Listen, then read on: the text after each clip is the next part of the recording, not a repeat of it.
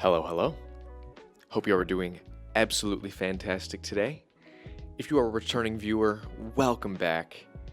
And if you've never seen my face, never seen one of my videos, my name is McKenna. I own a digital media company called Studio SB Creatives. And today, I want to talk about what I've learned doing real estate photography. I've touched a little bit on the fact that this is what I do in my day-to-day life. It's kind of my main source of income right now is doing that. And I just want to talk about some of the things that I've learned in my 2-3 years of doing this. So without wasting any time, let's just get into it, starting with the first thing. Before I got into real estate photography, I did not understand how fast-paced this business is. Like, from start to finish, the process of selling a house is so fast. You know, you have your agent meeting with the seller, figuring out all the details for that, and then they hire you, the photographer, and then like a day later, everything is posted online, and then that same day, or within like a couple days, that house is already sold, and then it's on to the next one. Real estate is a fast-paced business,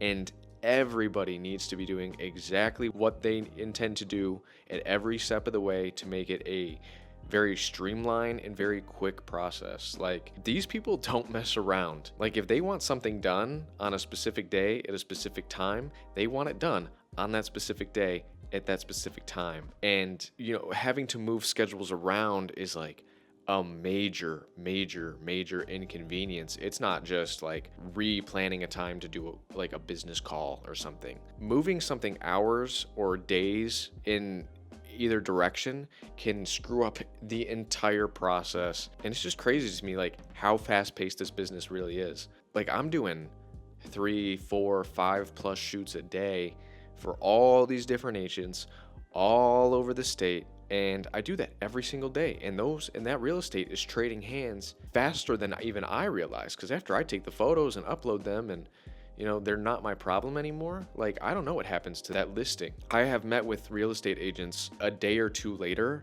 after doing a shoot for them to do another one. And they're like, oh yeah, by the way, that shoot you just did, sold, done, it's over.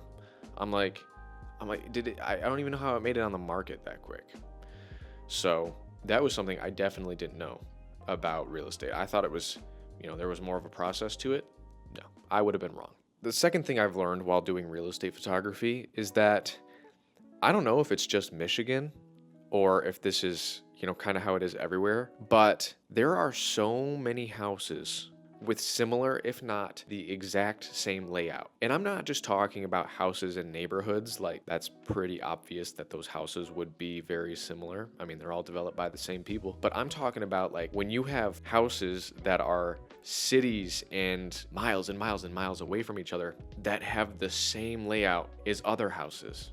Like out here, there's a city called Muskegon, and most of those houses were built in like the 1940s, 30s, and I'll go shoot a house from a similar time period like 100 miles away, and it'll look almost the exact same. I'll know where everything is, like where the light switches are, what doors go where.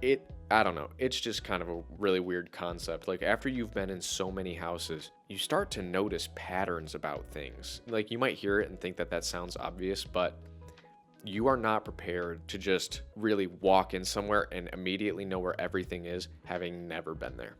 People try and give me tours now of like some houses, and I'm like, oh no, I'm good. I don't need a tour. I know where everything is. And they look at me confused, and they're like, what?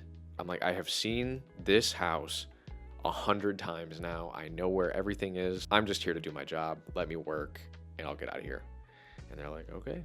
The third thing that I've learned in real estate photography is that a lot of agents out there are not afraid to invest in themselves at all.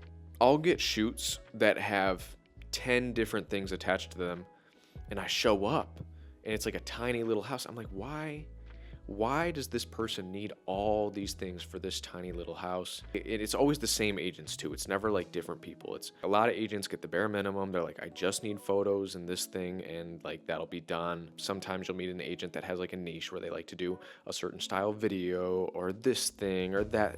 It's whatever. But every once in a while, you'll get one of those agents where they order just about everything you have to offer. You don't understand why. You're kind of irritated that you have to go there and spend, like an hour and a half, 2 hours on just a tiny little house, barely the size of a shack. Then you start to realize that you see this person more than you see the other agents that you work with on a semi-regular basis. It starts to make sense that these people are not afraid to invest in themselves at all by getting photos, video, extra photos, drone footage and video, and you think it's overkill, but they're hitting the preferences of so many different buyers by doing that. To find a buyer that much faster or that much easier by buying just a couple extra products, I guess it makes sense. I'm not personally a real estate agent, so I don't know, but I would assume that that's kind of why they do it. It's just, it hits so many different markets. Like, I know as a buyer what I like to see, when I go scroll through real estate, but what I like might not be what somebody else likes. And when you have all those different things, all those different options, everybody kind of gets to see what they like, and it drives up the chance of them buying that piece of property just that much more. So if you're a real estate agent and you're only getting the bare minimum, maybe try and get something else the next time you list a property and see if that changes anything for you. Do a trial run, go do a couple houses and see if that sells them quicker or slower. But don't listen to me. I'm just the photographer. So the fourth thing is definitely related to photography more than it is like the businessy side of real estate. But when you start doing real estate photography, or any photography for that matter, you start to develop like a very keen eye for things that are wrong in a composition. You can do that with really any photography. Like, you can notice, what's wrong in portraits or here or there, or you take a picture and then you realize that stuff was in the picture that shouldn't be there. When you start doing real estate photography, you walk into like everything from the messiest houses you've ever seen to the cleanest houses that you could pretty much eat off the floor of. And once you've done it so many times, you really start to pick up on, I don't like that that's there, or that trash can's in the corner. You start to see such mundane little things. It's almost irritating, because now I walk in my own house and I notice every single thing that's wrong or out of place or doesn't need to be where it is. And it's low-key made me kind of anal about how my own house looks. And when living with roommates, it makes me want to jump out the window that much more, because I love my roommates. They're very good guys, but they drive me up the wall because they just move stuff and they don't realize that they're doing it. And I don't think that I would realize that they were doing it if I didn't constantly move those things in my day-to-day life to make things more sleek and cleaner for a composition. So if you get into real estate photography, just be prepared to have your life ruined every single day when you come back to your own house and start noticing that things are just not where they should be. So the fifth and final thing that I want to talk about is something that I believe that I've actually touched on in previous videos. When I've worked with so many different people on so many different days, doing so many different things in so many different industries, and I can tell you that real estate is no different than any other business when it comes to relationships. Relationships in real estate are everything. Like, for me personally, having a good relationship with people is what gets me more work. And it even helps me take away work from the people that I work with in a competitive sense. I have agents in West Michigan who will work with nobody but me, because I have not only done such good work for those people in the past, but I have also built up such good relationships with those people. For example, one agent that I work with is actually involved in vacation rentals, and she will plan her whole day according to whether I'm available or not. And she pays a lot of money for shoots, and all that goes to me every single time, because she won't work with anybody else. Relationships in any business are everything, but in real estate, I feel like they have a lot more benefits than in other businesses.